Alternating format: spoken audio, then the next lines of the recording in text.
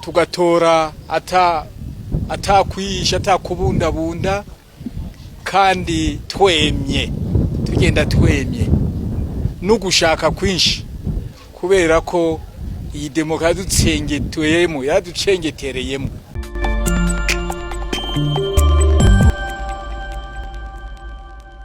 Abajenama ku mitumba bafise akamaro gakomeye cyane kuko ni nabo bavugizi ba mbere, baserukizi ba mbere babene gihugu ku mutumba. Nkuko mubizi abanyamutumba bose ntibogenda kuvugira rimwe mu nzego zibaserukira.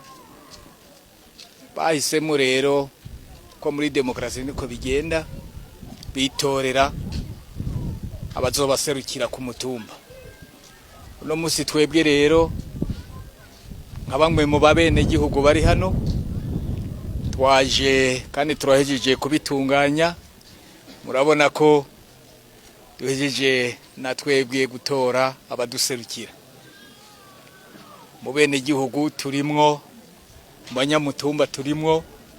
Aha rero ni ikimenyetso koko cy'uko umuntu yihitiramwo. Nta muntu yambwiye ngo tora ubu, umuntu arihitiramwo abo yifuza abona ushaka kumurongora. Ikimenyetso gikuru muri ibi ni uko aya n'amatora yo ku ntango mu bintu bijanye na demokarasi muri kino gihugu cy'u Burundi. Aya n'amatora y'intango ku mutumba, kandi murabizi ko no mu mategeko niko bivugwa. Amategeko y'u Burundi, amategeko ajanye n'amatora.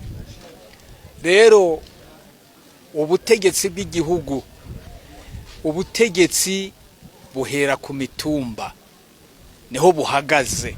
Aha nico cicaro, ibindi byose bigenda biduga, ariko byose byaturutse aha kwitsitso, aha ku mutumba. Twebwe rero nk'abanyamutumba turerekanye ikimenyetso cy'uko demokarasi yatsimbataye mu gihugu, ko abantu baza kwitorera ababaserukira ku nzego zose.